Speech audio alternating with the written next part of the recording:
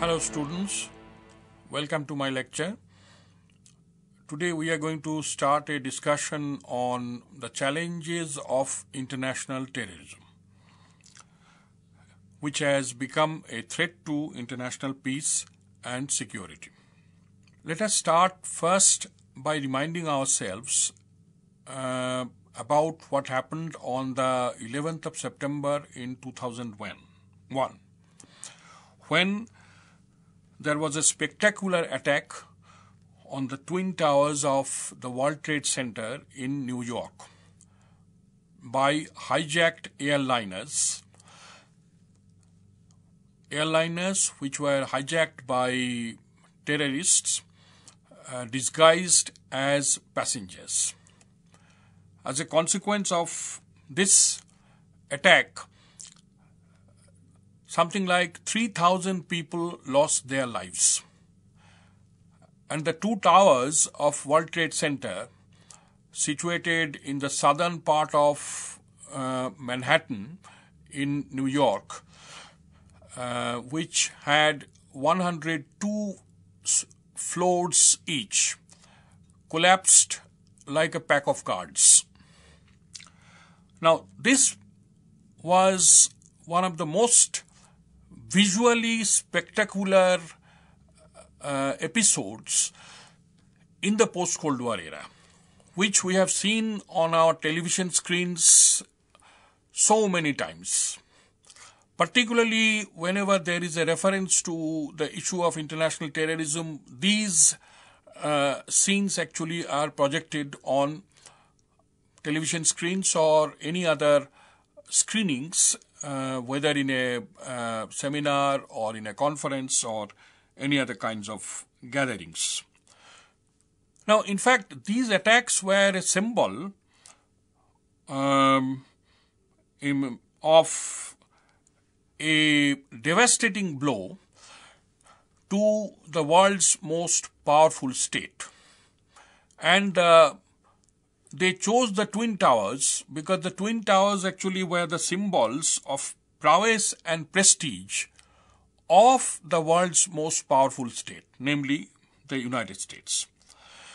Now, it was a rude shock to the American people and to the people of other parts of the world. Mainly because of, not only because of the sheer spectacle and the sheer scale of the attack, but also the very novel method which the terrorists adopted. That is, hijacking airliners and smashing those airliners on buildings. Since then, of course, the world has been on an alert regarding how to prevent this kind of attack. In fact, it became clear the states were no longer secure from external attacks of this kind. This was something very, as I mentioned just now, very novel. Even a superpower like the United States was vulnerable to these kind of attacks, not by states, but by invisible actors like terrorists. And this is why international terrorism and international terrorists actually are now branded or labeled as non-state actors. That is, in international relations, we have always known that the state is the primary actor and the only actor, but now a number of non-state actors have emerged. Among them, of course, terrorists are one of them. In fact, terrorists have now become a menace to international peace and security. Now, let us turn to the question of the term terrorism, how it actually came into existence. Now, it is frequently used today, but the term terrorism actually can be traced back to the time of the French Revolution in 1789, which actually referred to different persons or events of that time. and it particularly refers to the period 1793-94, when one of the great important French revolutionary leaders, Maximilien Robespierre, used terrorism actually to intimidate and to suppress his opponents by installing what came to be known as a reign of terror. Since then, of course, the word terror actually has become synonymous with violence, with oppression, with persecution, and so on and so forth. Of course, the main problem with the term terrorism today is that how to define it. I mean, there is still today, in spite of numerous instances of terrorist attacks and so many dates, the world has still not been able to adopt a definition which is accepted by all. The reason, of course, is something that I will mention a little later. However, in the 1930s, an attempt was made to define terrorism. And I will read out that definition. Terrorism is a method or the theory behind the method used by an organized group or party to achieve its principal goals, chiefly through systematic use of violence. So essentially, actually, I think this is more or less an accepted definition, in the sense that so far, in the absence of a clear legal definition, this is a definition, I think, which is generally used or accepted, that it is a method adopted by a group or a party to achieve its objectives and goals by the usage of violence. This is the, I think, the principle. Let's say, I think this is the term which I think we can accept and we can use. Now, of course, it is characterized by certain forms of actions such as assassinations, bombings, taking people as hostages, and hijacking of planes, among others. Now, since 1970s, actually, these have been, one can say, some of the principal methods of international terrorism, the four methods that I mentioned. And most of the countries in the world actually have suffered from this kind of terrorist violence, and the list is a long one. And India is one of the principal countries which has been a victim of terrorism since particularly 1989-90 onwards. International terrorism is often described as warfare which is waged without any territory and without any army. Terrorists are not armies. They are just groups of people who resort to sporadic battles worldwide. And this is also a warfare without neutrals. Now, this is actually an interesting feature and an important feature of terrorism, that those who fall victims, in most cases, to terrorism are actually innocent people, neutrals, who are not party to any conflict or any dispute themselves. Normally, I think that is how we have seen that in previous cases in the history of humanity, you have a clear case of two parties who are at conflict, and so therefore they are the ones actually who are taking part in the conflict and in the combat. Now, usually terrorists actually are either outside their country of origin or where they are active. I can give you an example. I think you have all heard the name of Al-Qaeda, and its founder was Osama bin Laden. Now, Osama bin Laden was a Saudi national. He was a national of Saudi Arabia, but he took refuge in Afghanistan and he conducted all his operations from Afghanistan. So this was a clear case, and his organization Al-Qaeda was also working from Afghanistan, not from Saudi Arabia. Now, apart from that, you can also have terrorist organizations which operate from a country and which is their theater of activity. For instance, we can mention the name of the Lashkar-e-Toiba, which is a Pakistani terrorist organization, which is based in Pakistan, located in Pakistan, and it carries out its terrorist activities against India. It is an India-specific terrorist organization. Apart from that, there is also currently, I think you must all have heard of the Islamic State of Iraq and Syria, the ISIS. Now, they also do not have any specific country of origin.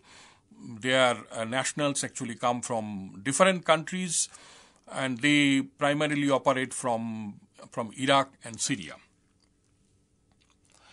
Now, of course, incidents of terrorism have clear international consequences, as we can guess, because terrorists actually, they are mobile. They do not remain fixed in one country. They operate. They go to another country to carry out their operations and to strike their targets.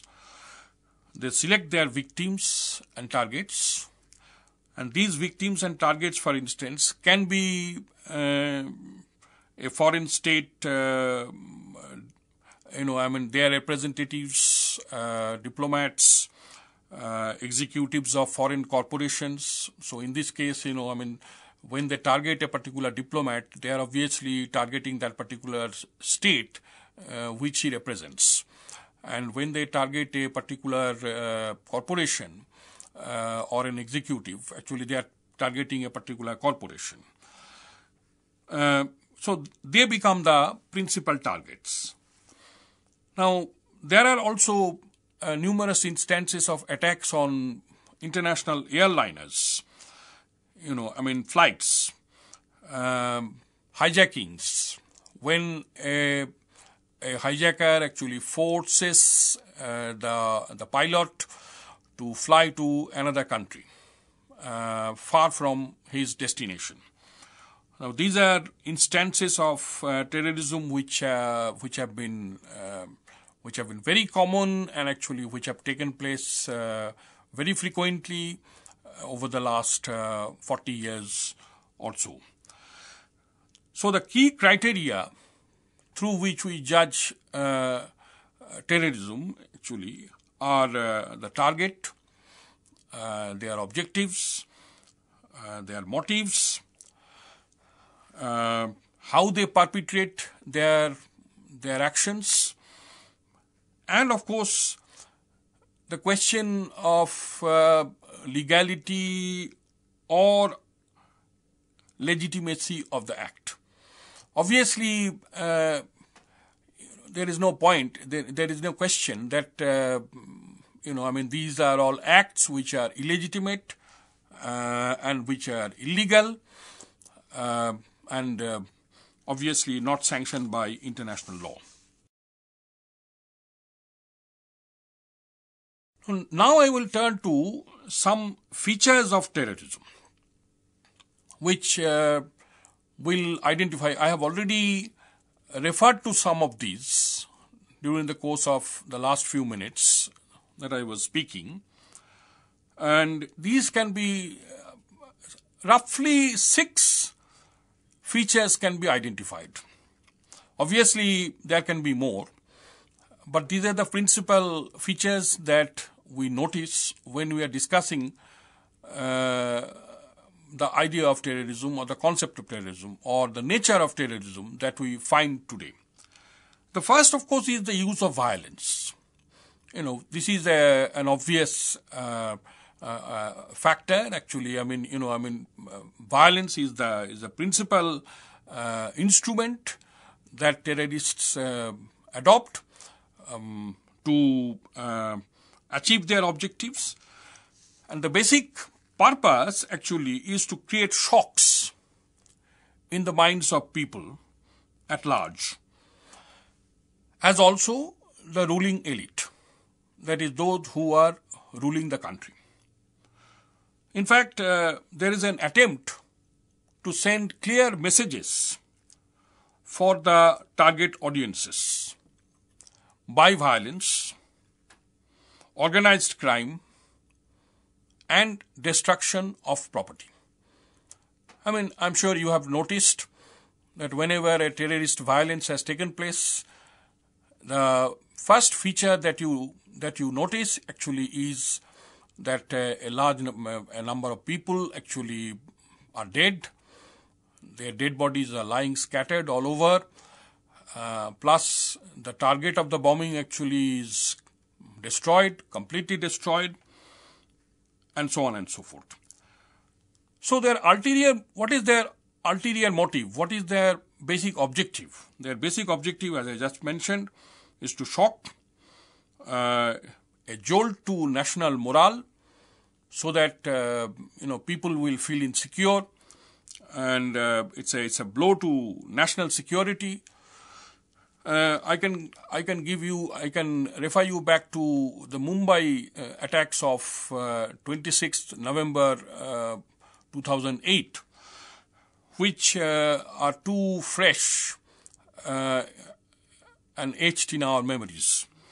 And particularly the carnage that took place. It was basically a violent method adopted by the Lashkar-e-Toiba of Pakistan, which I have already mentioned, to send tremors of terror to India and Indians. I can give other instances also. I will refer to them presently as I go along, particularly the recent the attacks in November 2015 in Paris, and the attack on Brussels in March 2016. The second feature is the psychological impact and fear. Now, this is something that I have already touched upon.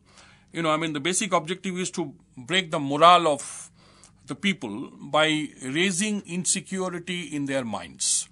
That is, people actually feel insecure. They feel that they are not secure, particularly when they are outside their house, whether they're traveling by metro or by bus, or they are actually walking on the pavement, or they are at a shopping mall, or any other place of public gathering. They may fear that there is a danger of a bomb explosion, and so there is a massive psychological impact and fear in the minds of the people. This is the syndrome which is referred to as shock and awe. Now, attacks on national symbols, particularly as I was referring to the 9/11 attacks, note the fact that they chose to attack the Twin Towers in New York, which were the symbol of America's financial power and America's strength and stature in the world. So choosing national symbols actually is very popular with terrorists, because through this they can show their power, that they can strike, and they can actually, deal a severe blow to the image and to the stature of that particular country. So, the basic objective actually is to strike at the foundations of the country or the society that they are opposed to. Now, this may negatively affect a government's legitimacy, increasing the legitimacy of the given terrorist organization or its ideology. For instance, I can give you specific example of Tehreek-e-Taliban-e-Pakistan in Pakistan, which is waging a battle or a war against the Pakistani government, the existing civilian Pakistani government, because they want to replace it with an Islamic state. The same applies in the case of Afghanistan as well. Number 3 is the perpetration of a political goal. I mean, this again is similar to the second point that I mentioned, that the achievement actually is that, their objective is the achievement of a political purpose, and it becomes a political tactic. And under the pressure of terrorists, actually the government may collapse, and they may install their own government. I mean, here I can give you an example of the Taliban in Afghanistan. The Taliban in Afghanistan actually is waging a battle against the present Afghan government because they are hoping to replace it also, like in Pakistan, with an Islamic state. Another important feature, the fourth important feature actually, that they deliberately choose non-combatants. Now, I have already referred to this, that that those who are victims of terrorism normally actually are innocent people, innocent bystanders, men, women and children. We have seen this in the case of Paris in November 2015. We have seen this in the case of Brussels in March 2016, that those who were killed actually had nothing to do with, or rather they did not commit any crime or anything for which actually they had to be killed. But the fact of the matter is the terrorists here their targets actually were France in the first case and Belgium in the second case. Then they also use the method of disguise, that, sometimes actually in fact this is a very common practice. They disguise themselves with in common dress, and they mix with common people, and then of course they detonate explosive devices. This is a particular feature of suicide terrorism that we see today. And finally, of course, the issue of legality and legitimacy of these actions. Now, here there is a difficulty that there is no clearly accepted principle of how to describe the legitimacy or illegitimacy. Generally, terrorist acts are viewed as illegitimate, but how to characterize state-sponsored terrorism? There are countries in the world which actually sponsor terrorism as an instrument of foreign policy. I think you can guess some of the countries that I am referring to. So I think we have now discussed in this lecture the basic concept of terrorism, how it originated, what is its nature, what are the forms it takes, and how, in fact, it has become a menace to international peace and security. Now, obviously, there are other dimensions of terrorism which need to be discussed